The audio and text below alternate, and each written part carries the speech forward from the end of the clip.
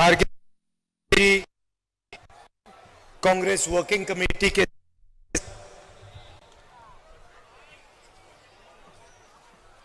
PCC president साहब, CLP leader, chief ministers, stage पे Congress party के वरिष्ठ नेता, भाइयों और बहनों, प्रेस के हमारे मित्रों, आप सबका यहां बहुत बहुत स्वागत, नमस्कार। मैं जानता हूं कि आप सुबह से यहां बैठे हो। दिल्ली में फॉग के कारण हमारी फ्लाइट, खारगे जी की फ्लाइट डिले हो गई, इसीलिए हम समय पर नहीं आ पाए। आप सबको कष्ट हुआ, इसके लिए मैं आप सबसे शुरुआत में ही माफी मांगना चाहता हूं।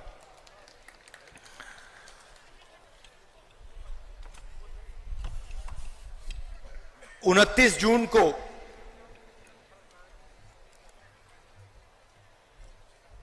मैं मणिपुर आया था और उस विजिट में जो मैंने देखा, जो मैंने सुना, मैंने कभी पहले नहीं देखा था, नहीं सुना था। 2004 से मैं राजनीति में हूं। पहली बार मैं हिंदुस्तान के एक प्रदेश में गया जहां गवर्नेंस का पूरा इंफ्रास्ट्रक्चर कोलैप्स कर गया था, जिसको हम मणिपुर कहते थे। 29 जून के बाद वो मणिपुर रहा ही नहीं, बट गया। कोने कोने में नफरत फैली, लाखों लोगों को नुकसान हुआ, भाई बहन, माता पिता आंखों के सामने मरे। और आज तक हिंदुस्तान के प्रधानमंत्री मणिपुर में आपके आंसू पोंछने, आपसे गले लगने, आपका हाथ पकड़ने नहीं आए। शर्म की बात। शायद नरेंद्र मोदी जी के लिए, बीजेपी और आरएसएस के लिए मणिपुर हिंदुस्तान का भाग ही नहीं है। आपका जो दुख है, आपका दर्द है, वो उनका दुख, उनका दर्द नहीं है। पिछले साल हमने भारत जोड़ो यात्रा शुरू की। कन्याकुमारी से कश्मीर तक हम चले, 4000 किलोमीटर चले और भारत को जोड़ने की हमने बात की, नफरत मिटाने की बात की, एक धर्म को, एक जात को दूसरी जात से मिलाने की बात की और बहुत अच्छा रिस्पांस मिला। लाखों लोगों से बातचीत की, उनका दर्द सुना।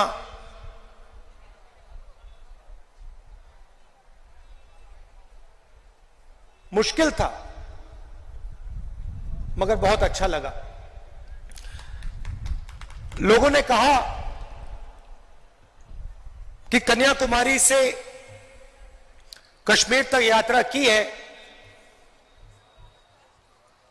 तो फिर ईस्ट से वेस्ट में यात्रा होनी चाहिए। और मैं चाहता था कि जैसे हमने पैदल यात्रा की कन्याकुमारी से कश्मीर, वैसे ही हम ईस्ट से वेस्ट पैदल यात्रा करें। मगर चुनाव का समय है और उसमें हमें थोड़ा ज्यादा समय लगता, इसलिए कांग्रेस पार्टी ने हमने निर्णय लिया कि ये बस यात्रा होगी,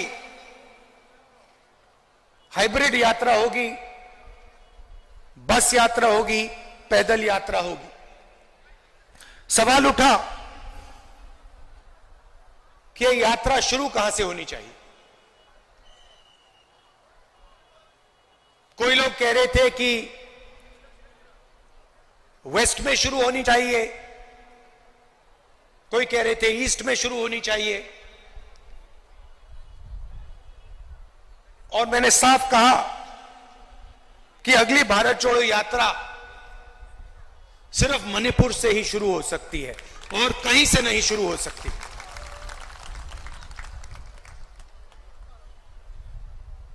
मणिपुर बीजेपी की जो राजनीति है, बीजेपी की नफरत, आरएसएस की नफरत,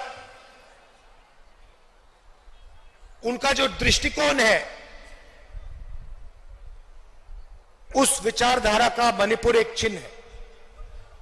जो आपने यहां खोया, जो मेरे भाई ने बस के ऊपर कहा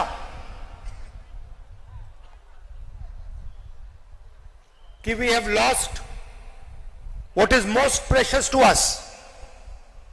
You have lost it because of the ideology of the BJP, because of the politics of the BJP, because of the hatred that the BJP and the RSS spread in their politics. I was listening to my brother when he was saying we have lost what we valued, and I was thinking to myself, yes, you have lost what you have valued, but we will find what you valued once again and bring it back to you. We understand, all of us on the stage understand the pain that the people of Manipur have been through. We understand the hurt, the loss, the sadness that you have been through. And we promise you, we commit to you that we will bring back what you valued. We will bring back the harmony, the peace, the affection that this state has always been known for. Question arises, why Nyaya Yatra? Because we are going through a period of great injustice in India. Social, economic, and political injustice. Injustice against the people of Manipur, the traditions of Manipur, but also injustice across the nation. Economically, monopolies are being built. Few people are getting access to all the wealth of the country. One or two businesses have their fingers in everything, and the large majority of businesses, small and medium businesses, are being destroyed. Huge levels of unemployment, massive price rise is what the whole of India is facing. On the social side, the large mass of India's people, the lower castes, Dalits, tribals simply do not have a say in the governance system of the country.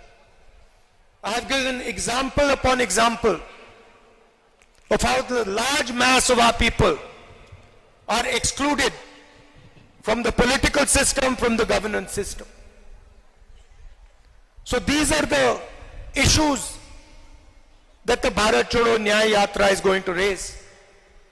But this is less about us and more about you. Bharat जोड़ो यात्रा में हम सुबह शुरू करते थे, 6 बजे शुरू करते थे और 7 बजे रात तक हम चलते थे। हमारा भाषण 20-25 मिनट का होता था। शाम को हमारा एक भाषण होता था, मगर 7-8 घंटे हम आपकी बात सुनते थे, किसानों की, मजदूरों की, छोटे दुकानदारों की, महिलाओं की, युवाओं की। और यही इस यात्रा का लक्ष्य है। हम ज्यादा बोलना नहीं चाहते हैं, हम आपको अपनी मन की बात नहीं बताना चाहते हैं, हम आपकी मन की बात सुनना चाहते हैं, आपका दर्द समझना चाहते हैं और आपके साथ हिंदुस्तान का अगला जो विजन होगा, हिंसा का नहीं, नफरत का नहीं, मोनोपोलीज का नहीं, मगर हार्मोनियस, इक्विटेबल और भाईचारे का विजन हम आपके साथ मिलकर, आपकी आवाज सुनकर, वो हम हिंदुस्तान के सामने रखने जा रहे हैं। एक बार फिर आप आए, दूर दूर से आए, शाम का समय है, आपको यहां बहुत समय रुकना पड़ा, इसके लिए मैं आपसे माफी मांगता हूं। और आने वाले दिनों में आपके साथ मिलने का मौका मिलेगा, बातचीत करने का मौका मिलेगा, गले लगने का मौका मिलेगा भारत जोड़ो न्याय यात्रा में। तो मैं काफी खुशी से आपसे मिलने की तैयारी करना हूं। बहुत बहुत धन्यवाद। नमस्कार। जय हिंद।